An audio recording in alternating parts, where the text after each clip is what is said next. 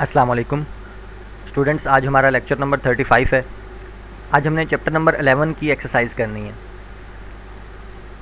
जैसा कि पहले भी मैं आपको बता चुका हूँ कि एक्सरसाइज में शॉर्ट क्वेश्चंस हैं, एमसीक्यूज़ हैं, जो कि आप डेली बेसिस पे सॉल्व करते रहे हैं।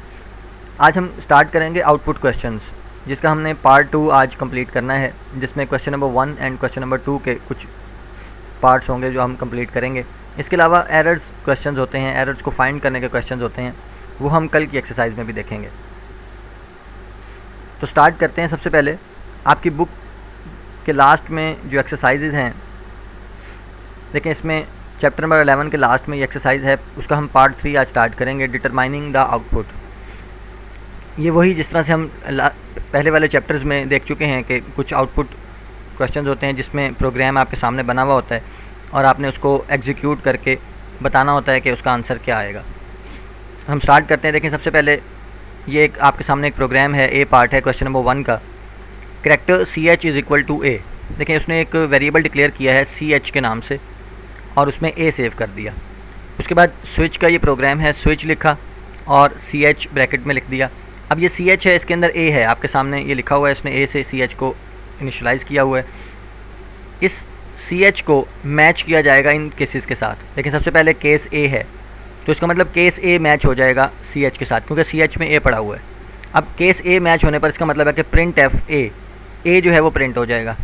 लेकिन उसके बाद आने वाले तमाम केसेस स्किप हो जाते हैं। जैसे कि मैंने आपको बताया था कि जब कोई केस मैच हो जाता है तो उसके बाद आने वाले तमाम केसेस स्किप कर दिए जाते हैं। लेकिन यहाँ पर एक प्रॉब्लम ये है कि आप आंसर में देखें A और B लिखा हुआ है, तो ये B क्यों प्रिंट हुआ, जो कि केस B के साथ लिखा हुआ है। उसकी वजह यह है कि केस A में प्रिंट एफ के बाद उसने ब्रेक स्टेटमेंट यूज़ नहीं की। इस तरह से किसी भी केस के साथ उसने ब्रेक स्टेटमेंट यूज़ नहीं की, जिसकी वजह से प्रिंट एफ A होने के बाद ब्रेक स्टेटमेंट एग्जीक्यूट नहीं हुई, जिसकी वजह से उसने केस B को भी चेक किया।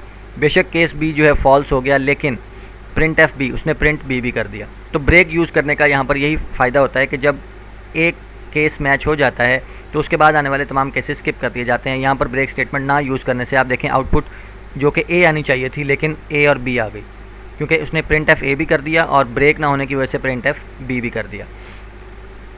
नेक्स्ट पार्ट देखते हैं। Character C is equal to A। ये सेम उसी तरह का क्वेश्चन है जैसे अभी हमने A पार्ट किया है। देखें C एक वेरिएबल उसने डिक्लेयर किया और उसमें A सेव कर दिया। अब ये C को उसने, ये देखें स्विच C, अब इस C के अंदर A पड़ा हुआ है और उसने इस C को मैच करना है इन केसेस के साथ। तो सबसे पहले क्या है, केस A। इसका मतलब यहाँ पर ये केस A इसके साथ मैच हो जाएगा, क्योंकि C में भी A पड़ा हुआ है और यहाँ पर केस भी A है। अब A प्रिंट होना चाहिए, प्रिंट एफ A प्रिंट हो जाएगा। लेकिन उसके बाद ब्रेक स्टेटमेंट यूज़ ना होने की वजह से डिफ़ॉल्ट लेबल के अंदर लिखी हुई जो चीज़ है, जैसे कि नॉट A, ये भी प्रिंट हो जाएगा। देखिए नीचे आंसर में पहले A प्रिंट हुआ, उसके बाद नॉट A ये भी प्रिंट हो गया।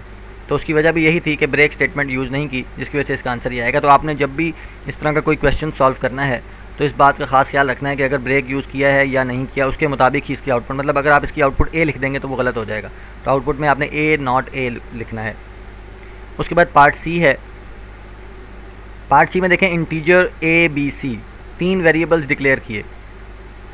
A में 10 इनिशलाइज़ कर दिया, B में 3 इनिशलाइज़ कर दिया। अब जो C वेरिएबल है उसमें उसने वैल्यू असाइन करनी है कंडीशन की बेस के ऊपर। देखें A में 10 है, B में 3 है।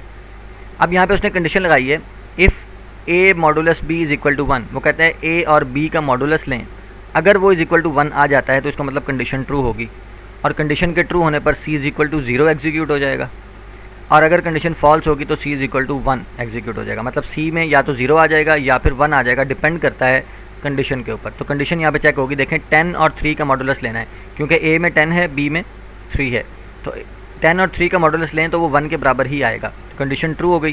ट्रू होने पर C इज़ इक्वल टू 0 ये वाली स्टेटमेंट जो है वो एग्जीक्यूट हो जाएगी, एल्स वाली स्टेटमेंट एग्जीक्यूट नहीं होगी। तो C में 0 असाइन हो जाएगा।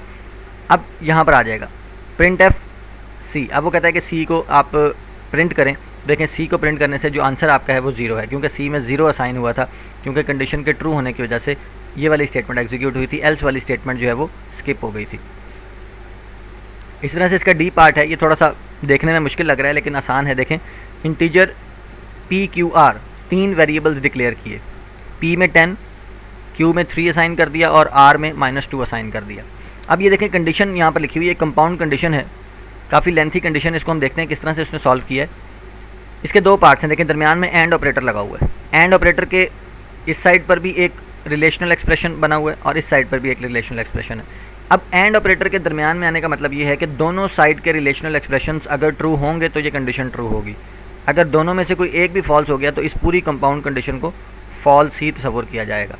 तो देखते हैं किस तरह से ये कंडीशन चेक होगी। देखें सबसे पहले आपने p प्लस क्यू करना है। अब p प्लस क्यू करने से क्या आंसर आएगा, देखें p इज इक्वल टू 10 है और q में 3 पड़ा हुआ है। 10 और 3 13, इसका मतलब यहाँ पर वो 13 है।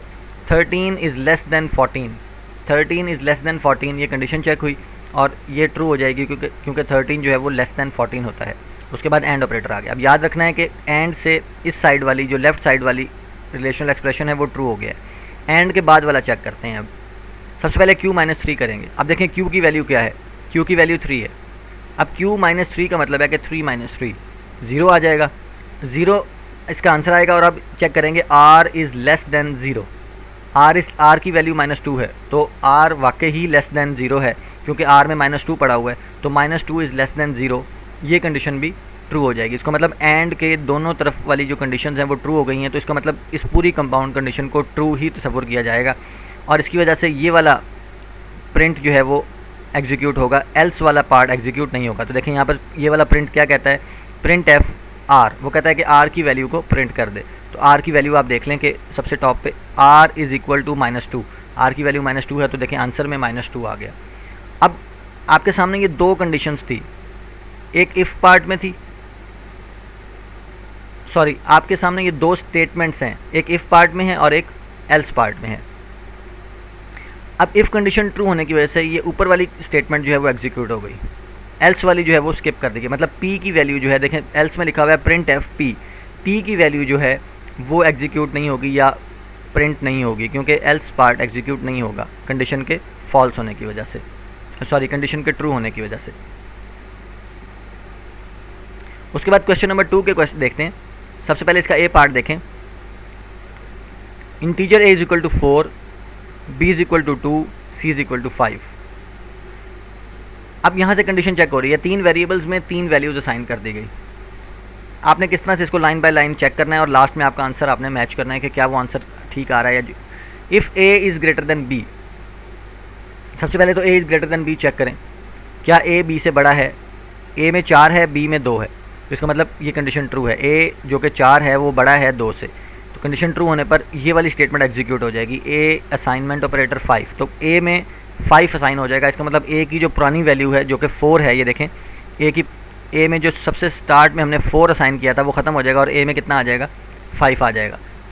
उसके बाद अगला इफ़ आ गया, देखें ये एक इफ़ सिंपल इफ़ था, ये ख़त्म हो गया। नेक्स्ट आ गया if c is equal to a। अब वो कह रहा है कि c is equal to a है, चेक करें कि अब c की वैल्यू क्या है 5, a की वैल्यू अभी हमने चेंज की है, पहले तो a की वैल्यू 4 थी लेकिन अभी हमने a इज़ इक्वल टू 5 कर दिया है, तो दोनों वैल्यूज़ बराबर हो गई। c में भी 5 है, a में भी 5 है, तो इसका मतलब ये कंडीशन भी ट्रू हो रही है। इसके ट्रू होने पर a इज़ इक्वल टू 6 भी एग्जीक्यूट हो जाएगा।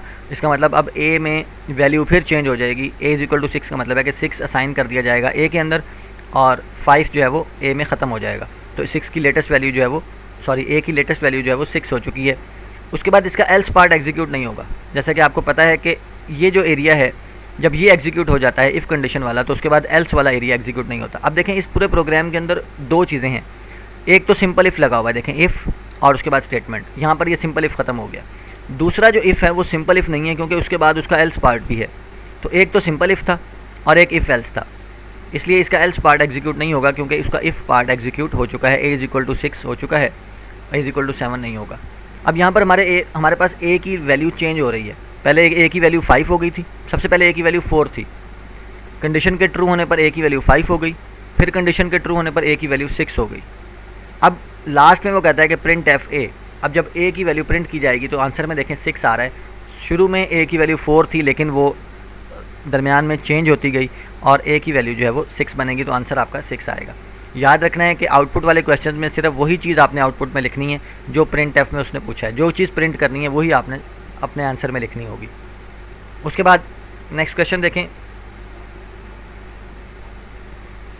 Integer b is equal to 6, c is equal to 5। अब देखें यहाँ पर दो वेरिएबल्स हैं, एक में 6 असाइन कर दिया, एक में 5 असाइन कर दिया। अब ये जो कंडीशन है ये बड़ी कम्प्लेक्स है, इसको ज़रा ध्यान से सॉल्व करना पड़ेगा। मैंने आपको पहले भी बताया है कि प्री फिक्स और पोस्ट फिक्स के बारे में। यहाँ पर प्री फिक्स और पोस्ट फिक्स का काम हो रहा है। देखें बी प्लस प्लस, यहाँ पर प्लस प्लस बाद में लगा हुआ है, तो देखें बी प्लस प्लस का मतलब है कि ये पोस्ट फिक्स है। इस तरह से यहाँ देखें प्लस प्लस सी लिखा हुआ है, तो इसका मतलब ये प्री फिक्स है। तो आपने उसी हिसाब से इसकी वैल्यूज़ को देखना है। कंडीशन किस तरह से चेक होगी, ये फुल कंडीशन है, कंपाउंड कंडीशन।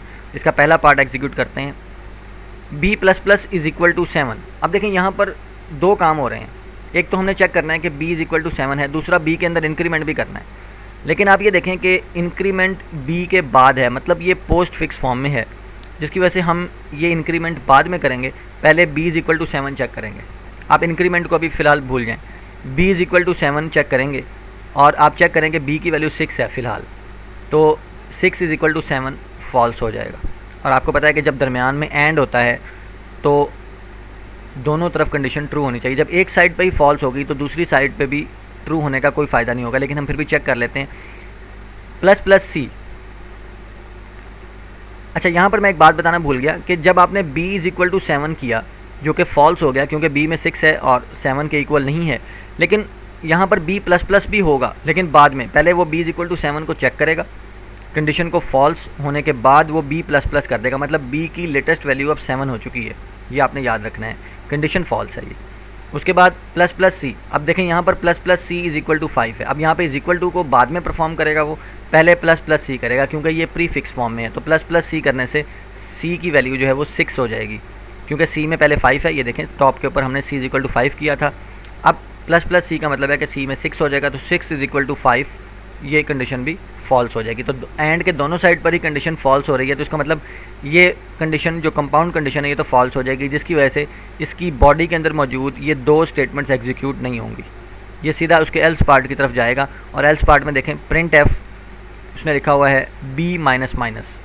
अब उसने b माइनस माइनस करना है, तो सब देखें b माइनस माइनस में भी अब यहाँ पर भी दो चीज़ें हैं कि b को प्रिंट भी करना है और उसमें से डिक्रीमेंट भी करना है। लेकिन आप देखें कि डिक्रीमेंट जो है वो बाद में है, मतलब पोस्ट फिक्स फॉर्म में है, तो हम b को पहले प्रिंट कर देंगे। तो b की लेटेस्ट वैल्यू अभी आपको याद होगा, हमने यहाँ पर जब कंडीशन चेक की थी तो मैंने आपको बताया था कि b की लेटेस्ट वैल्यू 7 हो चुकी है। तो यहाँ पर जो प्रिंट एफ b करेगा तो 7 प्रिंट हो जाएगा, और प्रिंट होने के बाद b की वैल्यू 6 हो जाएगी, जो कि मेमोरी के अंदर पड़ी है 6। उसने दोबारा से b की वैल्यू को प्रिंट करने का नहीं कहा, क्योंकि अब प्रिंट हमने 7 किया और 7 प्रिंट होने के बाद b की वैल्यू जो है वो 6 रह गई है। अब अगर दोबारा से हम प्रिंट करते b को तो वो 6 प्रिंट होता, क्योंकि मेमोरी में वो 6 हो चुका है। लेकिन क्योंकि प्रिंट होने के बाद हुआ है, इसलिए हमारा जवाब जो है वो 7 ही आएगा। उसके बाद नेक्स्ट सी पार्ट देखते हैं, integer a is equal to 5, b is equal to 10। यहाँ पर भी दो वेरिएबल्स, बिल्कुल सिंपल सा क्वेश्चन है। If a is greater than b, condition check होगी। अब देखें a ग्रेटर देन b है, कंडीशन फॉल्स हो रही है, क्योंकि 5 a में पड़ा हुआ है और b जो है उसमें 10 पड़ा हुआ है। तो b जो है वो छोटा है, b बड़ा है, a छोटा है, तो यहाँ पे कंडीशन फॉल्स हो जाएगी। a is greater than b, condition false है। फॉल्स होने की सूरत में ये वाली स्टेटमेंट एग्जीक्यूट नहीं होगी, बल्कि एल्स पार्ट में जो कंडीशन जो स्टेटमेंट लिखी है वो एग्जीक्यूट होगी, और आंसर आएगा ह्यूज ट्राइंगल, जो कि आपके प्रिंट एफ में लिखा हुआ है। उसके बाद इसका डी पार्ट देखें, x is equal to 1, y is equal to 2, z is equal to 3। x y z उनसे तरतीब के साथ 1 2 3 उनमें सेव किया। उसके बाद कंडीशन देखें, ये भी कंपाउंड कंडीशन है, दरमियान में और का साइन लगा हुआ है। ये देखें और का साइन, और तीन कंडीशंस को उसने ज्वाइन किया है। x is equal to Y, पहले हम ये चेक करेंगे, x is equal to Y false हो गया, क्योंकि x और y बराबर नहीं है, x में 1 है, y में 2 है। y is equal to z, y और z भी बराबर नहीं है, y में 2 है, z में 3 है, तो ये भी बराबर नहीं है, ये भी फॉल्स हो गया। उसके बाद z is equal to 2, z में 3 है और वो कह रहा है कि वो 2 के बराबर है, ये भी फॉल्स हो गया। देखें तीनों उसकी जो तीनों पार्ट्स हैं कंडीशन के वो फॉल्स हो गए हैं। आपको मैंने बताया था कि जब दरमियान में और आ जाता है, अगर इन तीनों पार्ट्स में से एक भी पार्ट ट्रू हो जाता तो इस पूरी कंडीशन को ट्रू माना जाता, लेकिन इन तीनों पार्ट्स, क्योंकि तीनों पार्ट्स ही फॉल्स हो गए हैं, तो उस सूरत में ये कंडीशन पूरी फॉल्स है। प्रिंट एफ येस नहीं होगा, बल्कि एल्स पार्ट में प्रिंट एफ नो लिखा हुआ है, तो आपके आंसर में नो प्रिंट हो जाएगा। ये बिल्कुल सिंपल से क्वेश्चन हैं चारों। ए और बी क्वेश्चन हैं वो थोड़े से डिफ़िकल्ट हैं। उसके बाद ई पार्ट देखें, इफ़ 1 इज़ इक्वल टू 2, उसके बाद उसने प्रिंट एफ किया हेलो, उसके बाद उसने एल्सिफ लगाया और 2 इज़ इक्वल टू 1। अब देखें ये स्ट्रक्चर ही उसने गलत बनाया है। आपको पता होगा कि इफ़ के बाद जब हम एल्सिफ लगाते हैं तो उस लास्ट में जो एंडिंग होती है वो एल्स के साथ होती है, लेकिन देखें उसने लास्ट में एल्स नहीं लिखा। इफ़ एल्स इफ स्ट्रक्चर के अंदर इफ़ आता है, फिर उसके बाद एल्स इफ आता है, जितनी दफ़ा भी आप एल्स इफ लगाना चाहें, लेकिन उसका एंड जो है वो एल्स के साथ होता है। लेकिन यहाँ पर देखें उसने पहले इफ़ कंडीशन लगाई, फिर उसके बाद एल्स इफ लगाया, और एल्स इफ के बाद उसने एल्स पार्ट नहीं लगाया, तो इसलिए वो देखें आंसर में कह रहा है कि नो आउटपुट। ये प्रोग्राम ही उसने गलत बनाया कि कोई आउटपुट नहीं आएगा इसका। उसके बाद एफ में देखें इफ़ 1 इज इक्वल टू 2, अगर एक बराबर है 2 के, जो कि कंडीशन आपके सामने फॉल्स है क्योंकि 1 इज इक्वल टू 2 नहीं होता, इसका मतलब प्रिंट एफ हेलो नहीं होगा, बल्कि एल्स पार्ट में लिखा हुआ है प्रिंट एफ करेक्ट इट। तो ये जो करेक्ट इट है ये आपके सामने डिस्प्ले हो जाएगा करेक्ट इट, क्योंकि एल्स पार्ट एग्जीक्यूट होगा।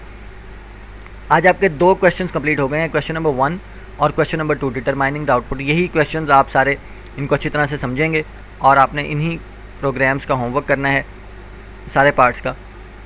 कल के लेक्चर में हम क्वेश्चन नंबर 3 स्टार्ट करेंगे। जज़ाकल्लाह।